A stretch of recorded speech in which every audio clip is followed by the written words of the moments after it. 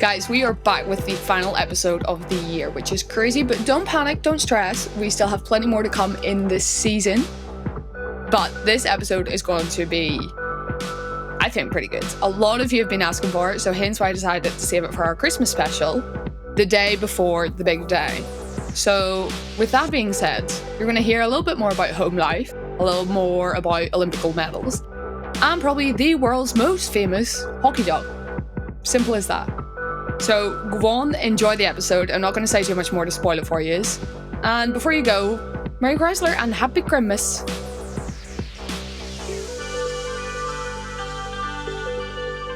Guys, we're back. And as you can see by the lovely, about 5 Christmas decorations, it's clearly our Christmas episode, Christmas Eve. We are here. Mm-hmm. And clearly I am joined by someone who is, I have no idea who she is. Haven't a notion. Never seen her before. Psych. Anne Veenendaal, welcome. Hello, thank you. Anne Margreet Willemijn. Oh no. Veenendaal. I'm not doing that. Full name basis here. It's not fair because you don't have any second or third names. It's not my fault. My parents didn't give me any.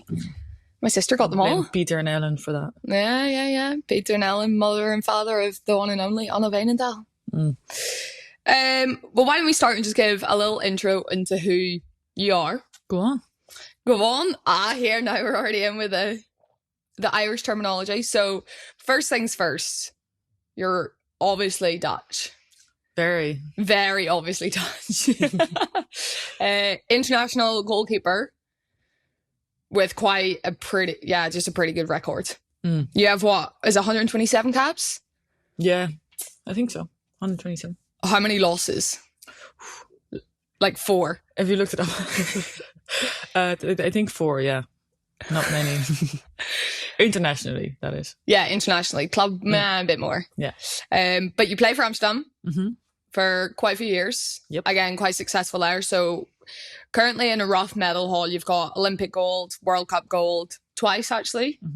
Several Europeans, a few club EHLs, few club league titles. Yep. Anything else? Did you say EHL? Yeah, I did say.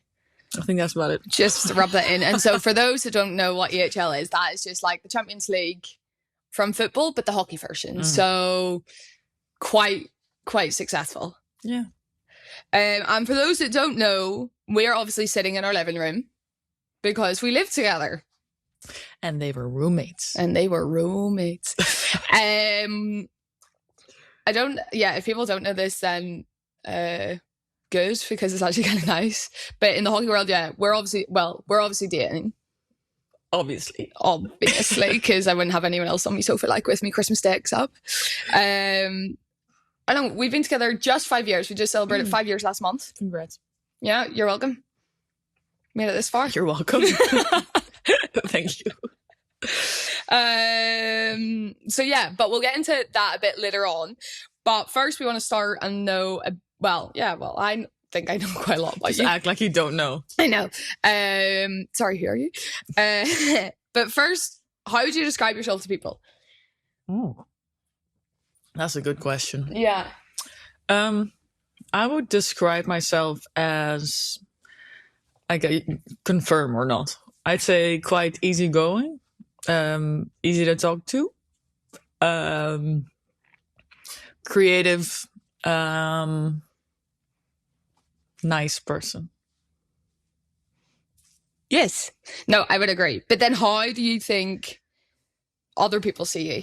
I would like to hope people would see me as that. I think I've worked hard and still do to make that who I am. So I think, that like an open person, creative, know what I stand for. I think. Have you always been like that? No. What brought about changes, or what do you think has changed in yourself? I think it took me a long time to find out who I really am. So I think that also shows, or has been shown in the last couple of years. I had quite a difficult time in school, and then had to grow up really quickly because I was young when I came into the adult hockey world. You learn a lot about yourself, especially if you've been on the national team for 10 years. And I've had ups and downs, and I've played, I have not played, I've missed tournaments, I've had a knee injury. So I guess that kind of made me the person I am today. I think since the last 3 years, I've known who I really am and kind of showed that to the world. So is that in terms of like your values have changed, or you're more comfortable in yourself, or what do you mean by you've shown it more to the world? I think I was always a bit of the person to be comfortable in the background and to not really have an opinion on things, because I thought, don't really want the attention to be on me, or don't want my opinion to be the wrong opinion or whatever. And the last couple of years, I'm just like, fuck it, I don't really care. Fair.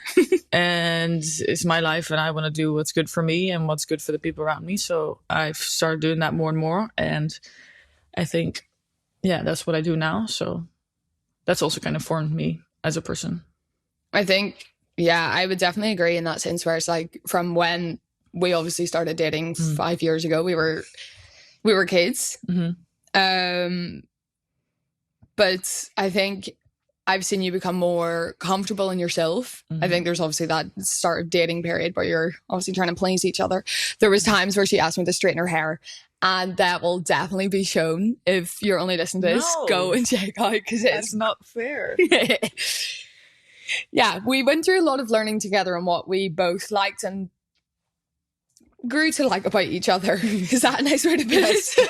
I think that's a good way to put it. But yeah, I would definitely agree in that sense. From seeing you've become more comfortable in yourself and have grown into what you value and what you actually stand for, and have become quite vocal about that. I think a really good example is, yeah, there's a lot of topics we can discuss, but and I think easy one that you relate to is a lot of the FIH and the hockey and it being put in Oman. Like, what are your thoughts on that? Yeah, well, it kind of all started out with the hockey fives being having the World Cup in Oman, which was last summer, not summer past, but the summer before that. And when they announced that, I was like, ooh, interesting, because there's a lot of queer people in hockey, and it's illegal in Oman to be anything other than straight. So I thought that was an interesting pick, especially since the FIH is like all about equality in hockey. Like, everyone's welcome, everyone's accepted, no matter what. So I would say if you are the type of organization to be out and about with that, and then organize a tournament in a country where it's illegal to be yourself, I can't really wrap my head around that. So when they announced for the FIH Star Awards, they announced the ceremony to be in Oman as well. And I got an email saying, because I was nominated for goalkeeper of the year, and casually dropped that in there. Sorry. And they emailed me beforehand to say, if you win, would you like to come to the ceremony in Oman? And yeah, that was kind of the realization again, like, okay, you're like saying that you're so accepting, and then do this and invite me to a country where it's not safe for me to be in. So yeah, definitely not happy with that, and yeah, trying to voice that towards them, and yeah, basically showing, I guess, the people around me that it's still not normal all over the world. So yeah, it is a bit difficult, but trying to stand for what I stand for, I guess, and voice my opinion on that.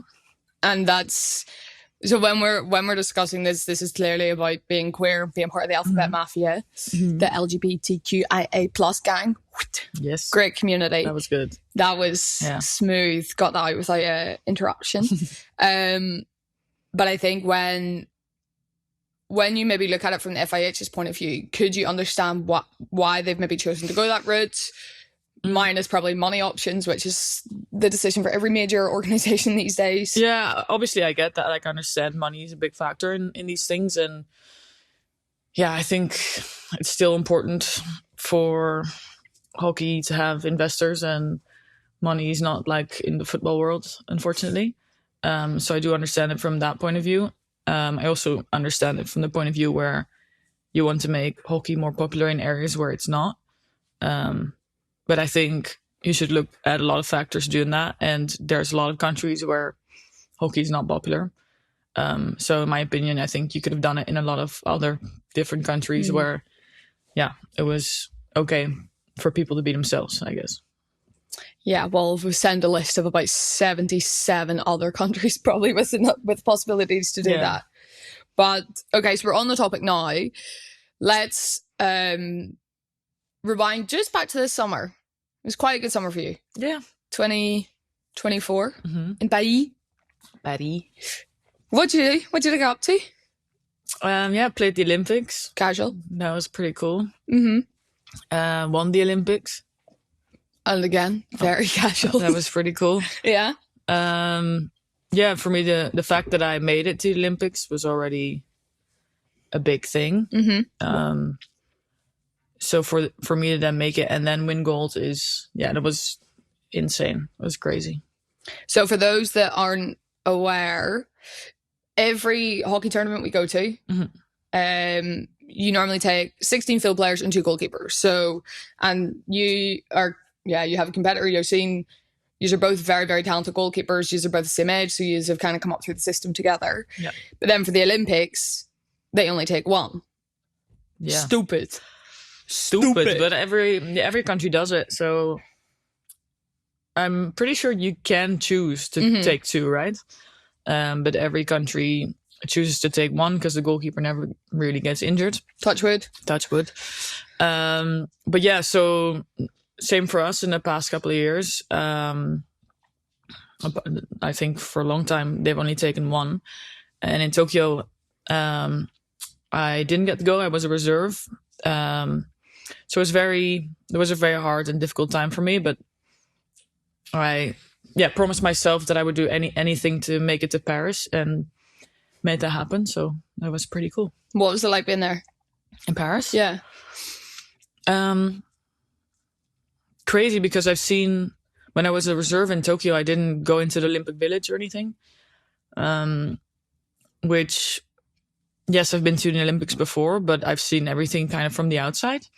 And I was at the games in Tokyo, as in the hockey games. I went to the venue and had training sessions there and watched the games. But other than that, I didn't really feel part of the Olympics, so to say. So when I was in Paris, from the first moment we got there, everything was amazing, and I never experienced what it was like to be in the village. So that was pretty crazy to see everything. So it was nice that we had, I think, 4 to 5 days to actually explore everything and kind of let all the impressions like get to you and make sure it's all like you've taken it all in before the tournament starts. So yeah, it was pretty amazing. Who was the most famous person you've seen or chatted to or got a photo with, or did you get into that sort of kind of? Yeah, I think everyone kind of got into that. The only person I really wanted to see was Ilona Maher. Okay. American rugby player. With a Dutch ma. She's got Dutch roots. But I think she's pretty cool. So when I got to the village, I was like, if I see her, that'd be pretty cool. Let me get a picture with her.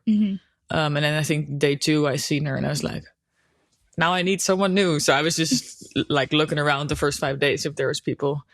I seen Fencer, another Red Bull athlete, had a chat with him and took a picture. And yeah, just a few other. I think Simone Biles really quickly. Serena Williams was there. Sick. Yeah. But it's so casual because you forget that you're there for the same reason as they are. Serena Williams not, obviously, but it's pretty crazy to be in a village with people that are there for the same goals as you are. Did you find it weird in that sense where it's like you see these celebs, sports stars, idols on TV all the time. And then, okay, well, outside of Holland, Holland or hockey in Holland or in Argentina is like idols also. Yeah. But probably, the rest of the world, everyone's like, oh, what is that? Yeah, what do you who do? are you? Yeah. What's hockey? Is that the one with the ball in the air? Yeah. But did you find that kind of almost like imposter syndrome, being like, At the beginning, yes.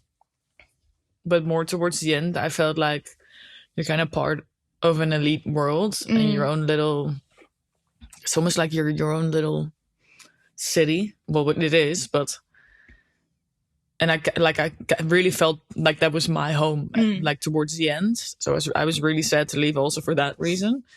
Because you really make it your home. You have food that's in the same place, you sleep in the same place. Yeah, it's something unique and very special. Who did you room with? I roomed with Xander Waard, captain of the Dutch national team. Another cracking player. Yeah, cracking. She's pretty cool. Okay, so how does that work? Like, you two room together? Are you similar people?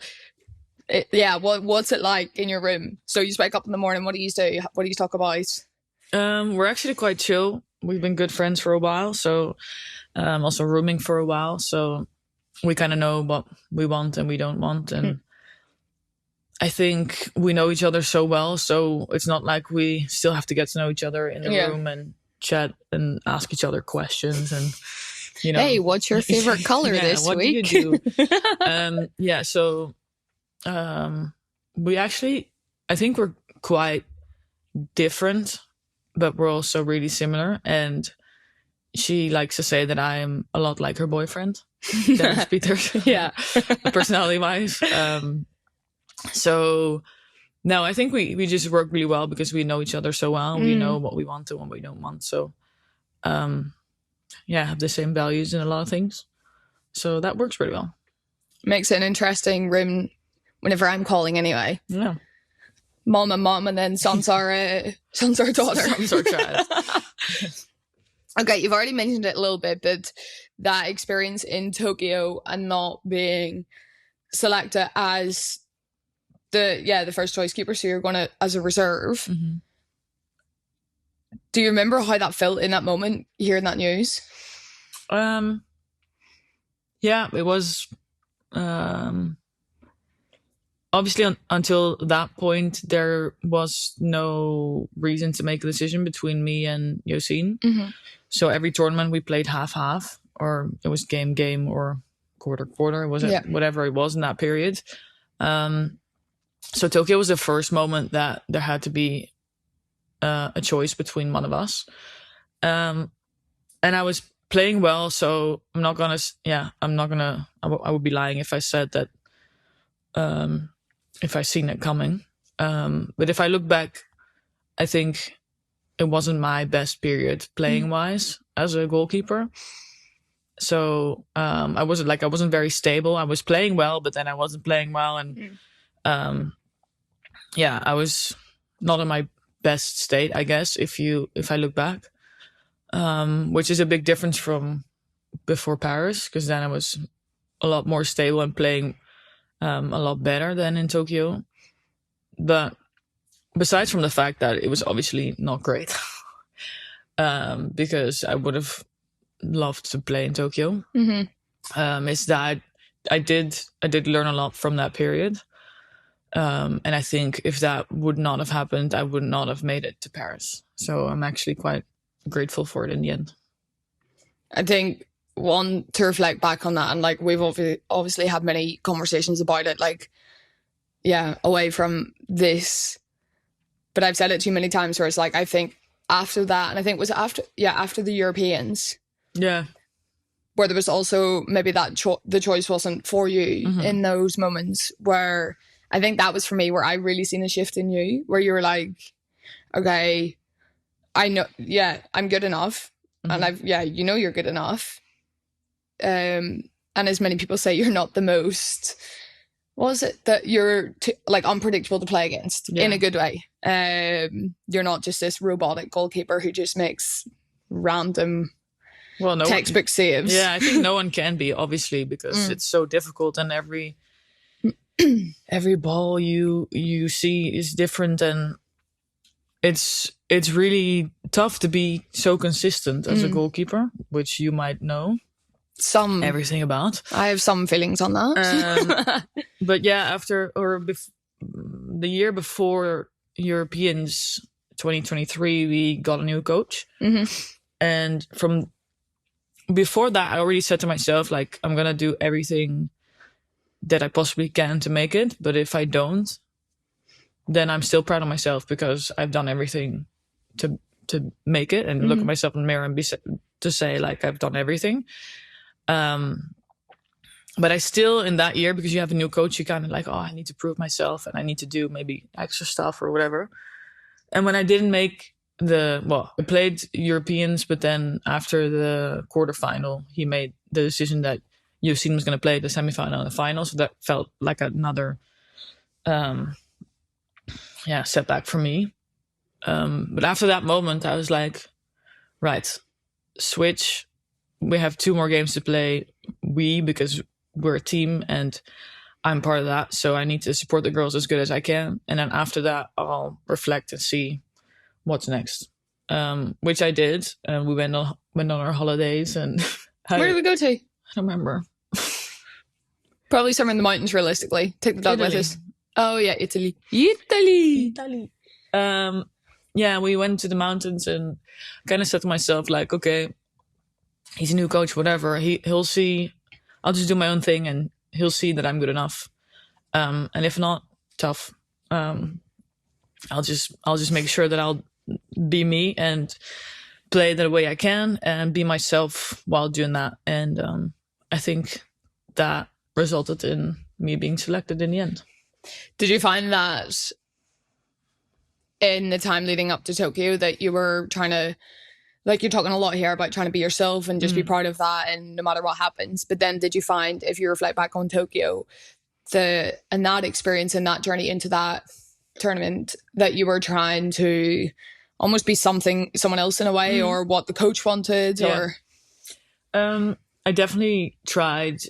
I definitely wasn't myself then, which in the moment I didn't know, but it was my first Olympics cycle, really. So I was so anxious to get everything right, and maybe the coach wants me to do this, or maybe they want me to do that, or I was so busy with trying to basically control everything around me that I wasn't really focused on what I wanted and what I needed to do. So if I look back, it definitely wasn't myself, and that was also a big reflection that I had after Tokyo. I was like, this never again, because I hated Tokyo. It was an awful experience. But again, it helped me a lot with making it to Paris this time. So, yeah. Yeah, I think, Tokyo for us was just, it was difficult. Yeah, it was. Like, there's no point in lying about it, because, like, I remember, I knew it, whenever you found out, I knew at that point I was going. And I was selected for Ireland as number 1, and then we hear that you're not going. Yeah. And it would have been, still is, I think, of both of us to play both at the same Olympics together. So then to have that first moment, like, ripped away. Yeah. I know for me, I found it really hard, because it was like, okay, on one hand, I know I'm going to the Olympics, I'm really happy about it. But then on the other hand, I'm like devastated for you. Yeah. And that was something that I found really hard to manage. It was. Yeah, because it's like, I don't know. Yeah. I remember whenever we were there and we were playing the Dodge, and I was getting pummeled for 59 minutes. And I remember after the game, Ludovic came over and was like pointing to you in the stadium. And that was a real moment for me where it was like, that hurts.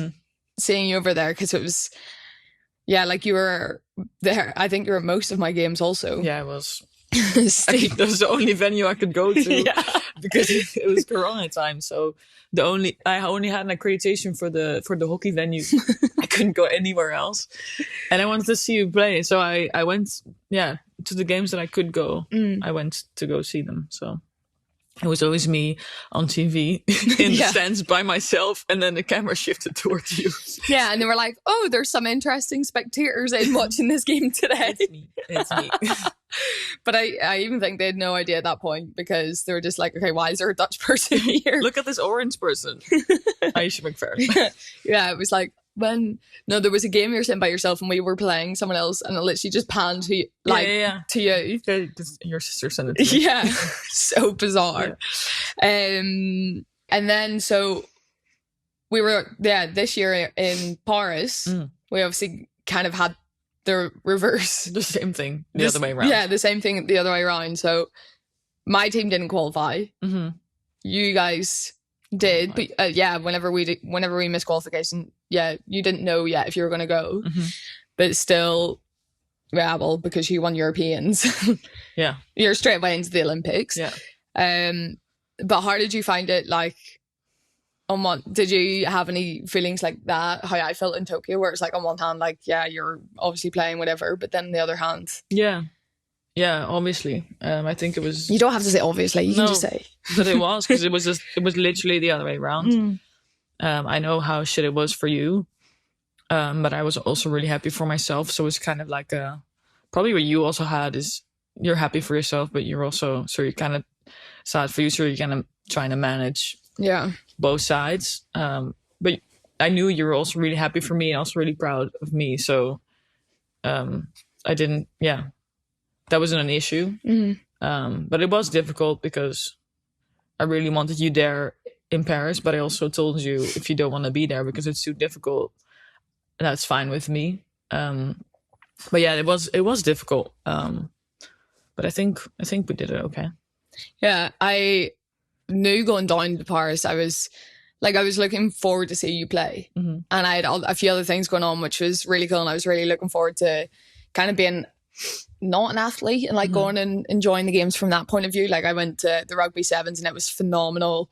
A few of my friends came over and whatnot, but then I remember the day of the final, that's when it really hit me, where it was like the athlete side of me is like, okay, you're living my dream. Yeah. You're in a final of the Olympics. And then it was that night where, that morning I was already crying. Yeah. Oops. Yeah. But again, I was so proud of what you were doing, because you were just playing, you were just doing you. And I think that was one thing I really seen literally everyone said to me about how relaxed you were, how much fun it looked like you were having, even before it, even last season with the league. Everyone was just like, she just looks so chill. And I was like, yeah, she's doing her own thing. Yeah, because it's the first time that I was actually feeling like I was 100% myself. So I was having a lot of fun. And the first game in Paris was a lot. It was very emotional. I found out after warm-up that the whole warm-up I wore my smock the other way around. So, I literally was wearing it back to front. Yeah. Oh. I was like whole warm-up, I was like, why is it so weird? It's like, and then I walked off the pitch to go get ready for the lineup, and I looked down and I was like, oh, my shirt's back to front. So that was awkward. And then I cried the whole national anthem. Didn't sing a word. But then, that game was a bit nerve-wracking. I had to get everything out. And then after that, actually, it went really well. So I had a lot of fun. Warm-up was a lot of fun. I enjoyed that there was so many orange in the crowd. Yeah, the Dutch go everywhere. They go everywhere, and especially because Paris is like 5-hour drive, 4-hour drive. So just down the road. Just down the road for in Irish terms. So it was pretty amazing. And I think, honestly, this was the best thing that ever could have happened. And I'm never taking that for granted. So no, because I think you can always look back and say, I think you can be proud of yourself because you just did it your way. And also, if you haven't seen her in the shootouts in the final, go and watch it, because it's pretty damn amazing. Thank you. Pretty cool, eh? China didn't take them too well. No, you made very good saves. Okay, thank you. Stop throwing them away. Stop being Irish like that and taking a compliment and twisting it away. Learn from you. Aye. Okay, we've talked about hockey a good bit. Let's move on. Hockey is hockey. It's fine. We're going to rewind back to little on the Oh, Jesus. Little Anna in school. Yeah. What was Anna like in school when she was younger? Anna was a kid that wanted to be like everyone else. So I was like trying to blend in with... Be cool with my friends, have the same clothes, same bags, same attitude, I guess. With a little like touch of toughness, because I was not as girly as the rest, as you can tell. But yeah, high school was like quite tough for me because I always thought that I was really stupid because I couldn't really learn. I had like learning difficulties. Sounds weird, but no, that's what I had. Later on, found out when I was 19 that I had ADHD, and I didn't know about that, which made me drop out of high school when I was 17, because I just thought I was dumb, and I could have learned or like studied for a test for 2 weeks and then did the test, and I wouldn't have known what I was making a test about. So yeah, it was really weird. And then I found out that I had ADHD, and I was like, oh, so everything kind of clicked, kind of made sense. Realized that I wasn't stupid, but I was just not. If I'm not interested in something, I just cannot get myself to, want to learn about it, basically. So for example, I was really good at English in high school because I loved English. Hence why her English is very good. And 97% of the time in the house we speak English to each other. Yeah, I try to speak Dutch. Sorry, little sidetrack. I try to speak Dutch, but it's difficult because I just go to English.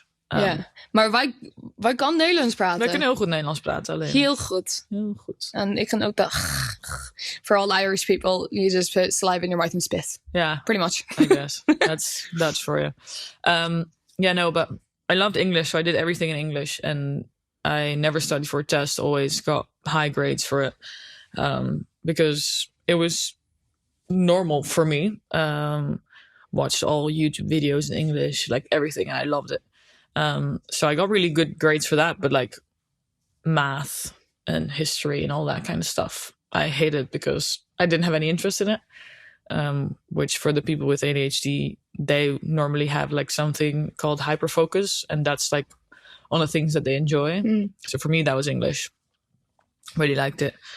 And PE, but that was... Roundabout playing a bit of hockey. Yeah.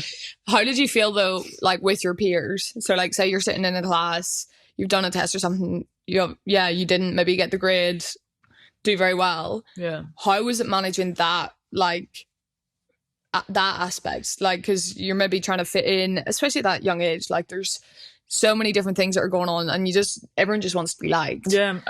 I think I was quite ashamed that I was not great at school.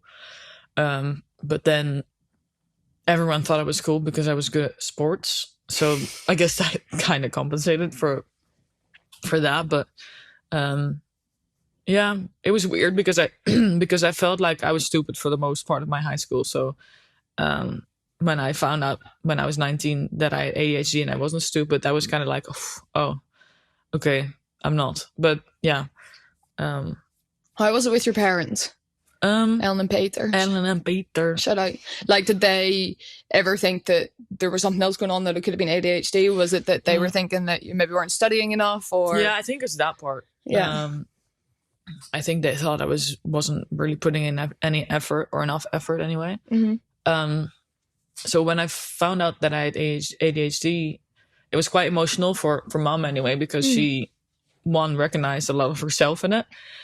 Two, didn't really know that it existed, or she did know it existed, but she thought it was just kids being hyper. Yeah. Which I was not, but I was in my head. I was, but yeah, you can't. She couldn't have known that. But when I told them that I always thought that I was stupid, they were like, "Oh no, we knew you weren't, but we just thought you didn't put the effort in for like studying and stuff." But then I think it was a big thing for mom to recognize so much in herself, because she realized what it did for me, and it was emotional for her because she was like, "Oh, if we would have known, then you couldn't have finished high school, and it would have been so much easier for you." So yeah, but I think I look a lot like I look a lot like my parents. Yes. I resemble them a I lot. can confirm. If you look at Anna and look at her, she's got her mum's hair. Okay, well, not just like looks No. wise, Right, but so hold on, break it down. She's got her mum's hair. She looks like she's got the Veenendaal. I'm glad I don't have my dad's hair. He has no hair. Exactly. Wouter, your brother, got that hair gene. Oops. Sorry, Wouter. It's okay, Wouter. You're still lovely. Love you. Okay, so now you're what, 29, pushing 30. Thank you. You're getting on. Because now you're what, 29? You are. Well, truth hurts sometimes. Don't rub it in. Not there yet. Anyway, so how have you found it? Okay, so now diagnosed with ADHD for 10 years. Yeah. Have you found any like tips, tricks, things that work for you? The thing I found, I guess, the hardest was that I was so different than everyone else. So when I got older, everyone started studying and doing medicine or psychology or law or whatever. Classic hockey job. Yeah, but like I didn't feel like I fitted into that box. So I found that difficult at first because I was like, oh, I'm different and I'm not doing that, so maybe it's not good. Or yeah, it took a while for me to find what I wanted to do. I did a creative studies, which is more focused on the video part and animation, which I enjoyed, but still wasn't my niche. You know what I mean? Didn't tickle your pickle. No. So when that had a subject of photography and I found that immediately clicked, and I really liked that. So really made that my thing. Did it a lot. Had a few courses here and there, but I guess learned the most from literally just watching YouTube videos and stuff. And now I do photography, which I love. So yeah, it's really something I enjoy, and I do it whenever I'm home, whenever I'm away. Literally take my camera everywhere. Everywhere. So, yeah, everywhere. You're welcome. I know. Why do you think my Instagram's drastically improved over the past 5 years? To go from my extremely fuzzy random photos to now quite good ones. Yeah, they're all right. So when you're joining the national team and they're all doing like those jobs, typical university, like blue collar, white collar jobs. How was that? Because you hear everyone's going to study, they're going to do law, and then they're asking you maybe about your past, and you're like, oh well, I dropped out of high school, I'm doing photography. How do you manage those? At the start, that was quite difficult because one, I didn't finish high school. Then I went to do that studies, and then I didn't finish that because I didn't quite like it. So then I did get questions from, oh, you didn't finish high school, like, do you not want to still do that? And questions, or like a judgmental statement? Yeah, I don't know. It was questions, but with a judgmental like undertone, I guess. So I almost felt kind of like panicked and attacked a little bit because I was like, oh, I need to give the right answer, and maybe I would still want to finish high school, and maybe I still want to get a piece of paper, blah blah, even though I knew that I didn't.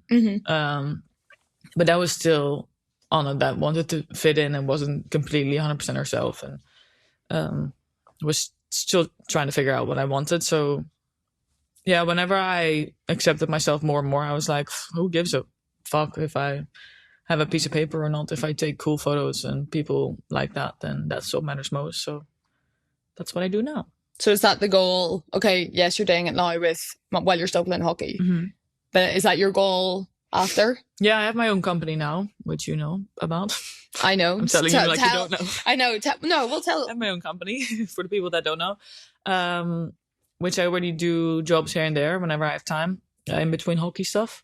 But yeah, I do really enjoy it, and I really hope I can make it my full-time job whenever I quit hockey, which I'm trying to pave my way to that goal eventually. So yeah, so if anyone is listening and needs a photographer to take cool photos and whatnot, and is a bit of crack, willing to fly to Northern Ireland, Northern Ireland, wherever you need, wherever the jobs are, she'll go to. Aye. Okay, well, now that we've mentioned it, we brought up the Isle of Ireland. I was going to say, what Isle? The Isle of Ireland. The middle Isle in Aldi. Yeah. Which you're stuck to every time. Oh, you I go love there. it. Don't even stop. That's why whenever we go grocery shopping, I have to either go with a list or you have to come with me. Otherwise, I come back with really naft things. She comes back with so much shit. Sometimes. Yeah, but sometimes it's it. handy. I love it. Thank you. You're Go welcome. on. You're welcome. So we've went back a few times. Yeah. Obviously, I'm from there. Are you? I am. Aye. I gotta go pure thick now. I'm I'm from up north. So I'm from Northern Ireland. Don't do that. All the Dutch people won't be able to No. understand. So when was the first time you went back? Back to Ireland? When was the first time you went back? I think... Was it when we drove? Actually, no. Quite early, actually. Because we officially got together in November and in December for Christmas, I think. We went back to your aunt and uncle and your sister. Did we? Yeah, we did. Oh, okay. Yeah, because we did Christmas presents. Oh, aye, we did. How did you find it? Coming to meet my... I say my, I haven't even finished that. Finish it. Family. Yeah. Actually really nice because everyone's so lovely to me. Mm-hmm. I'd like to think that they like me, so... Nah, they do. Yeah, I wasn't sure at first how, obviously, I think it's a bit more conservative in Ireland. Mm-hmm. So the whole fact that you're dating a girl, I was kind of like, ooh, maybe they don't like me, or maybe they don't like that. But it was fine in the end, and I think your aunt and uncle love me, and I love them. Eamon and Alison. Shout out. I'd say they probably do. I think so. And they're always asking about your you. Sister. Like. Actually, to be fair, I think the first time we went back and met my uncle, I remember this. We were sitting in the living room. Oh. So my uncle is also an umpire in hockey, and yeah, he's also a bit of a nerd. Like, he likes to know what's going on. And he was sitting, so like we were sitting on the sofa, like one at each side, and then he came and sat beside us in the middle. I remember we had to there's a photo of it as well, because I remember him being like, what? So it's not very often of two like hockey stars or something like this. We took a picture then. Yeah. Remember when I had my hair straight?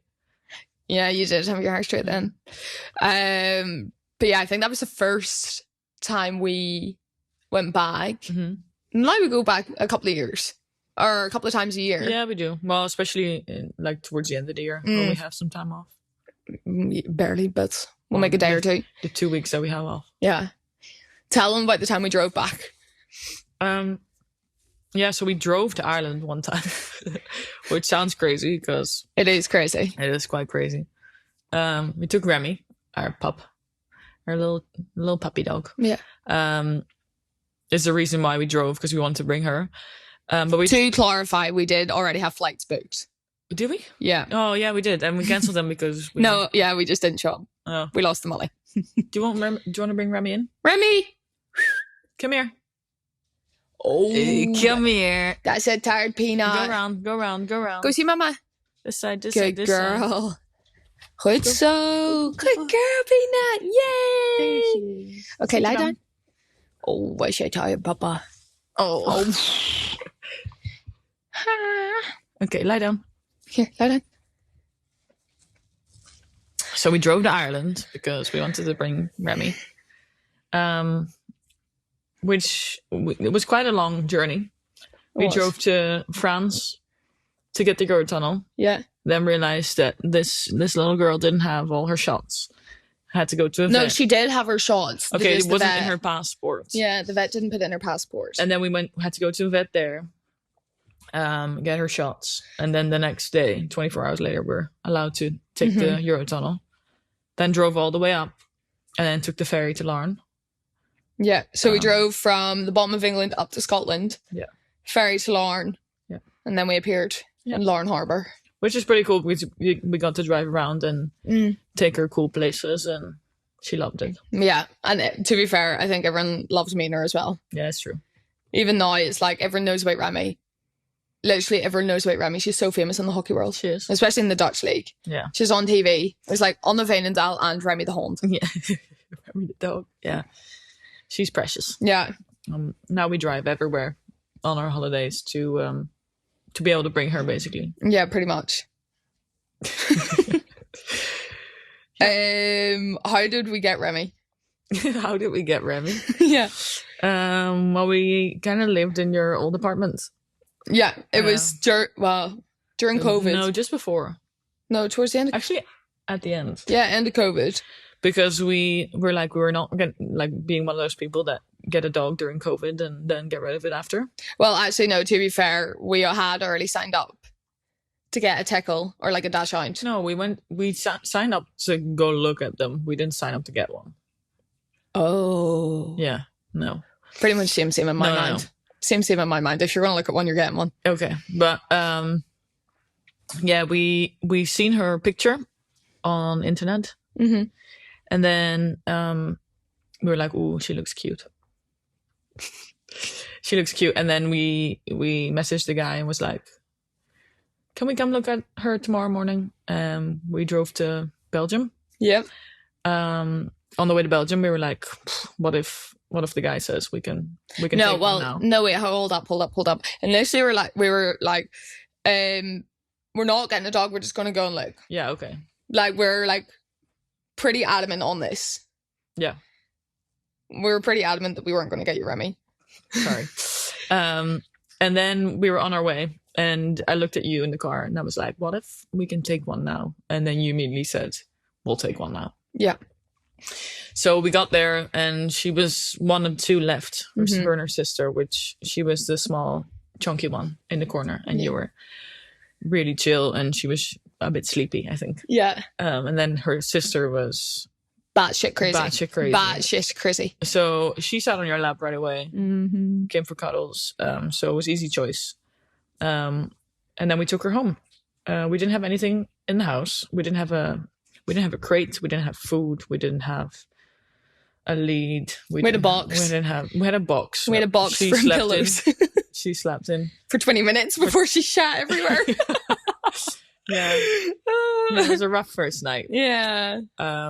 But now here we are, 3.5 years later. Wouldn't change it for the world. I haven't had a single moment where I was like, I wish we didn't have her. Honestly, never regretted it. So, Remy, do you have anything to say? Do you want to whisper? Come here, in here. Look, what's this? No. For those that are watching, they can clearly see Remy's putting a lot of thought into not being involved. Remy's a bit sleepy. She's been yawning. Yesterday we went for a wee 15k run, so she's, I think, a bit tired today. Okay, so we obviously have a child. Yes. This is our child. We both play international. Baba, I need you to lie down. Remy, lie down. Remy, lie down. Lie down. Oh, tough life. Okay, so we both play international. We both play, we can say professional with our clubs, but professional with the volunteer paycheck. Yeah. How does that work in our house? I'd say it works quite well. Mm-hmm. Remy, do you think so also? She's panting into your microphone. Yeah. I'd say it works quite well. Whenever we're away internationally, it's usually at the same time or kind of overlaps. And I think we manage quite well. Everyone thinks we only talk about hockey in our household, which we do talk about our game whenever we get home, but then we don't really talk about hockey. Yeah. I think our life would be really boring if we only talked about hockey. Yeah, very superficial relationship. So yeah, I think it works quite well actually. I don't know about you, but yeah, I would agree. I think from that sense where it's Remy, would you agree? Come on. Lay down. Oh no. Remy, come here. She's okay. Maybe put her in the corner. Okay. Oh no. I think from the sense where we can both understand maybe what we're going through, the pressures of playing at that higher level, being in a team. I think a lot of that we can help each other with because there's days where it clearly doesn't go perfect like that. Otherwise it'd be too easy. Yeah. But I feel that we can give each other that bit of perspective, being like, okay, yeah, maybe it didn't go well today, but grand scheme of things, it's fine. Yeah. Yeah, I agree. I think it's actually quite nice because you know exactly what I'm going through. Mhm. And even with like the game stuff, like if I can see the goal and I'm like, I think I should have done this better. Then you're like, yeah, you should have. Or sometimes I'm like, no, Or your sometimes- defender should have. Yeah. Or I say, oh, don't think I could have done much, and then you're like, I I don't know about that. So I think we're quite honest with each other in that sense, and it's quite nice to have someone that really understands whatever you're going through. So Yeah. I like it. How do you find like having that sort of structure? Hold on, Remy, down you go. Off to bed. Remy's left the room. She's making too much noise. I'm very slowly tiptoeing back to her bed. Yeah. Hold on.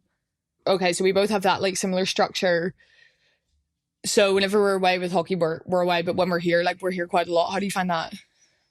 I think it's quite good when we both have stuff to do. I would agree. Yeah. Yeah. I think if we both don't really have things to do, it's like we're just here and we don't do much, and it's just like we're trying to find stuff to do. But I think lately, especially the last year or so, I think we both have a lot more stuff that we do by ourselves. So I think that works better. I don't know if you agree with that or not. I would agree. You don't. Not everything has to be agreeable. Come on, you can put a spanner in the works for all you want. Well, but I think so. yeah, own it. If you're going to say something, own it. Right. Okay. See, this is prime example also of what it is like in our house. Yes. Where we think each other wants to hear something, but then we're like, oh, but what do you think about that? What do you think? Well, But I yeah. think this. Would you think that also? No. No. No. And it's always every day we have over dinner. What do you want for dinner? Oh, I was going to ask you the same thing. Okay, well, what do you want? I It's asked always first. the one that asks first. Yeah. On that, how is my cooking? It's lovely. Is I? Yeah. Do you like the Irish cuisine? I love anything you cook because I don't have to cook because I can't. Your 4 dishes. I'm 4 dishes. I'm spaghetti. I'm salmon. I'm orzo since as of late. Yeah. The past couple of months, I'm able to make that. I can fry an egg. That's 4. You do have stamppot, but sometimes it's a bit It's not watery. food. No, it's very It's Dutch. so Dutch and it's tasteless and Yeah. It's okay. it's okay. How do you find it talking English all the time? So obviously you're Dutch. I speak English. Yeah. How do you find that? I don't care. It sounds stupid, but it comes natural to me. So I almost forget that we're speaking a language that's not my native language. Yeah. But I do get this question from teammates all the time. And they're like, "Oh, do you not like find it annoying that you have to speak English all the time?" Or I am trying with find it Dutch. difficult. Just want to clarify, I am trying with Dutch. It's very hard. Yeah, but you do well. Yeah. Yeah, it's just that I forget a lot of the time, and sometimes I think, oh, maybe she won't understand this word, so I'll say it in English, and then I'll speak in English again, and then I forget, and then I'm like, oh, back to Dutch, and that's 5 years in the making so far. No, because I've literally said since day dot, speak Dutch to me. It's the only way I'm going to learn. I know, but it and then is 3 years difficult. later, and we didn't. No, but you're getting better and better. So Yeah. There's just But some. we have been speaking more Yeah. Dutch. Yeah. I would say we have. Yeah. Compared to what we used to. No, it's like actually like conversations, or it's like if you're away and like on the phone and stuff, we would talk Dutch on FaceTime. Yep. Yeah. So for those people who think I don't speak Dutch, She does. there you go. I'm not lying to you. Okay, I think we're coming to the end. Oh, look at that. I don't know if you anything else you want to share, Ash? Mm. Actually, wait, pause. We haven't discussed 2 things. Your pride and joy, which is her coffee machine. My coffee machine is my Corona times hobby that Yeah. kind of turned into a full-time hobby. Yeah, It started with Anna not even liking coffee. that's true. I did. Well, When we first met, you did not like coffee. I did. You did not. I did. You did not. You were like, I only drink it because my team, we go out for coffee. She's lying. Stop trying to gaslight me. I did like coffee. Okay, you didn't love it. Okay. I drank it with sugar. A lot of sugar and syrups. And now I love it. Yeah, you do. I love coffee and I love making it. And I love doing little latte art things. And you love it because every morning you get a nice cappuccino. Oh, I do. With a different shape. Yeah, what's your shape you're trying at the minute? I got asked today if I could do a Christmas tree. Which I've tried once and then gave up on it because it was too difficult. Okay. But I will try more because I need to be able to do it over Christmas. Yeah, exactly. You have 1 day. Christmas is tomorrow. Yeah, Christmas is tomorrow. Okay. But I can do a pretty good swan, I'd say. Yeah, your swan is pretty solid. I can do a Rosetta, which is like the leaf twig things, which Aisha likes to think that she can do. I don't say that. I say, is that the one where it's like zoop? Yeah, the twig. Yeah, I can do a twig. Yeah, it's not the same. Yeah, so I don't say I can do a Rosetta. I say I can do a twig. Okay. She can do a twig. I can do good twigs, good abstract art. She's very good at the abstract art. Very good, I tell you. We'll get some days with a unicorn, some days there's a wheel. It's whatever you see in it, I guess. Yeah. If you think it looks like a Christmas tree, it's a Christmas tree. If you think it's a dog, that's art. A dog. Yeah, that is art because it's your interpretation. Exactly. She doesn't agree. Next one, which everyone always asks you about. You have a few tattoos. Oh, yeah. Tattoos. Yeah. A bit covered. When we first met, you were a bit empty. I was very empty when we met. You had... 5 years ago. Yeah. You had what? I'd say about 10. Yeah, just small ones. Maybe 1 or 2 big ones on my arm. Yeah, I think you had the one on the back of your arm. But now you've got a lot. Yeah, I have 34. Jesus, Mary. Yeah. Yeah, I counted them recently. Oh, okay. This is actually a pretty funny story. So Anna told me one time that she had a meeting with her manager or something in Amsterdam. Anyway, she had a meeting in Amsterdam. She's going to be away all day. I was like, grand job, okay, I'm not your babysitter, off you go. And she came home and was like, okay, don't be annoyed. I was like, oh, Jesus Christ, what is there? Got a tattoo. She didn't get a tattoo. She got 3 tattoos. I was like, oh, for God's sake. Oh, well. They're actually pretty good. Like, what's your style? It's like old school American, I'd say. Why did you pick it? I picked it because I like it. Okay. And simple as that. Bold will hold, as they say. So I got it's like a thicker line style. I always go to the same guy. Shout out, Tattoo Nailers. In Amsterdam at Order Tattoos. Shout out Order Tattoos. Shout out. Here, if you want to give the girls a freebie. No. Yeah, but I go to the same guy every time and I trust him with whatever. Sometimes I go and I know what I want. Sometimes I go and I have no idea. And then I tell him, what do you think fits here? And then we choose together and then go from there. So, yeah. You love them. It took me a while. It did take me a while to get used to it. Just like it's not... Like, I also have tattoos and they're very different style, but I think they're very you. You would look so weird without them. Yes. Like, so weird. I see photos of myself from 5 years ago and I'm like, what? Who's that person? She doesn't go here anymore. She doesn't go here. Yeah, no, our tattoo styles are very different and I wouldn't get the style that you have and you wouldn't get the style that I have. But I think that doesn't mean that we don't like it. Yeah, I appreciate the art for what it is. Yeah. Same for you. And I think your guy is very talented. He is. He's all right. Like, nice guy. He is. He actually is. I remember one of the times I went, I think we were just started dating or something, and you had a tattoo appointment booked, and I went and I just sat in the front of the shop like I couldn't even go in and sit beside you. I know. In the old shop. Yeah. Yeah. It was freezing. So cold. For reason. Okay. Anne Margreet Veenendaal. Aisha McCurran. I think we're just right on. I know probably people are going to have a million questions popping in because you have been very requested to be on the pod. Oh my God. To be on Unboxed. So we're probably going to have a part 2 Q&A / stay tuned. And good job, I know you live, so I can't. But before we finish, we have to do Unboxed 11. The Unboxed 11. Da, da, da. Need to get a jingle or something for that. How would I know that was coming? I don't know. You didn't help me with any of the questions or anything. Okay, so like I said to everyone, the idea is that it's meant to be quick fire. But if you want to elaborate on anything or whatever, I don't know. I just say whatever tickles your pickle. Off you go. Go on. Go on. Actually, hold on. Pause. Pause. What's your favourite show at the minute? My favourite show? Aye. Dairy Girls. How much cultural... I don't even know what you say. How much Irish cultural knowledge in Catholics and Protestants have you learned from that show? Actually, quite a lot, but obviously you've told me a lot. Yeah. And I am cross community, by the way. I am very much I share both sides. Yeah.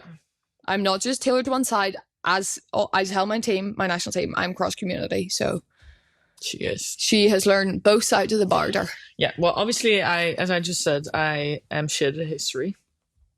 So I didn't really learn anything about Ireland. Yeah, but honestly, no one does. I know, but before I met you, I didn't even know Northern Ireland was a different country from Ireland. So I'm very adamant on that now. When people are like, "Oh, he's just from Ireland," it's like, no. Again, that also depends on what side of the border and the bridge you come from. But as we say here, we're open to it all. So politically correct. Yeah, no, just keeping the people happy. Okay. Right. Anyway, so we watch it all the time. All the time. I've watched the whole thing in full already, but several times. Yeah, several times. So I'm watching it again now. Who do you think I most am? Who I think you are most likely? Yeah. I don't know. Can you remember their names? Yeah. Fuckle-doodle-oo. I would say Erin. Oh, Karen. Nah. I love Erin. Love Orla too. Orla. See, like that'd be me doing my step aerobics. Aye. Well. Don't go doing the accent now. No, dear. but it's a great show, and we watch it all the time. It is a great show. My dad loves it too.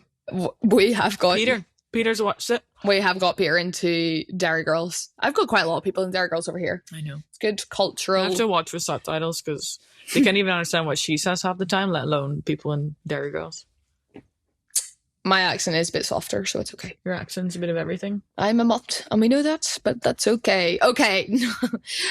Sidetracked again, but we are back again to the Unboxed 11. We think Aisha also has ADHD, but she hasn't been diagnosed. Fun fact. Go on. What? Unboxed 11. Go on. Okay, so we need our jingle again. I know. The Unboxed 11. Don't do that. Oh, okay. Right, again, so it's quick fire, short fire, whatever you want. Start a fire, whatever tickles your pickle. Come on. You ready? Yep. Number 1. Favorite time of day? Evening. Number 2, what's the biggest compliment you've ever received?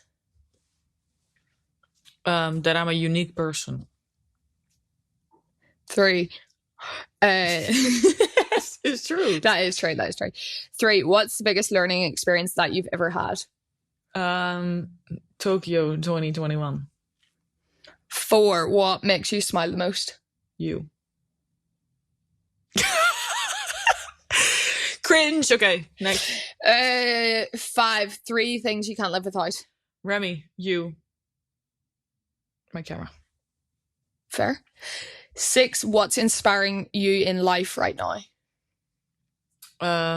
What's inspiring me in life right now? Doesn't need to be big or philosophical or anything. Just philosophical right now. Actually, my friend Sofieke van Bilsen. She's the best photographer I know, and I wish to be like her one day.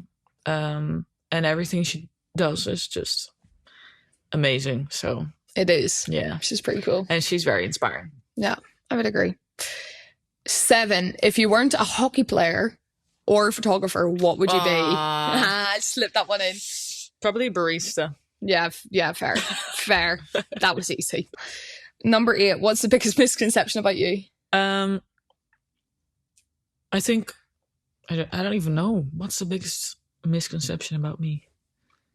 That I'm not very nice because that's on the pitch. I can be quite direct, I guess. But that's on the pitch, like. We can leave it there. Number 9, who do you look up to and why? I look up to Xander Waard because she's just amazing and really stands for what she believes in, and it's just an all-time amazing person. Fair. 10, last 2 now, come on, you're almost there. One experience that significantly shaped who you are today. Yeah, I'm going again for Tokyo 2021. Okay. Yeah. Last one, ready? How do you stay unboxed? That's a good question. Mm-hmm. I'm staying unboxed by just being me and just doing whatever I want in my way and enjoying that the most. Yeah. Nice, I like that. Thank you. Okay, Anne. Okay, Aisha. Schatje, tatje. Oh god. Liefie. Lief piefie. No. This has been fun. Yeah. Different. But fun. Yeah. Like we know a lot about each other, and I think a lot of people always ask us questions about each other. So it's nice to sit down. Maybe for part 1, maybe we have another one coming. So next time, if you have any questions about us, just listen to the podcast. Don't ask me. Or me. Or ask me. I don't care. Maybe ask us. I don't know. Stay tuned. But Anna, thank you. Appreciate your honesty and being open with us, and hopefully our listeners can take away something that they have enjoyed, will learn from, an experience or whatever that can help them be seen, heard, and or other. Mm-hmm. Nice. Thanks. You're welcome. It was a pleasure. So guys, Unboxed episode, I think this is 7. Yeah, if my mathing is right, is done. If you like what you heard, make sure you follow us along on Spotify, Apple. We're on YouTube as well. We're on the YouTube. So give us a like, subscribe, share with your friends, and sure, while you're at it, like, you're already there. What else should you do? Give it a wee like. Thumbs up. Wee thumbs up. Share it with your friends. Have we said that? Yeah, we'll repeat that though. Share it with your other friends, or if you only have one friend, that's also fine. Or your family. Share it with your family. That'd be lovely too. But thanks already for all those who have joined the Unboxed gang. We hope to get a few more of you in soon. So yeah, follow where you can, follow where you listen, and stay tuned for more episodes. See you next time. Toodaloo.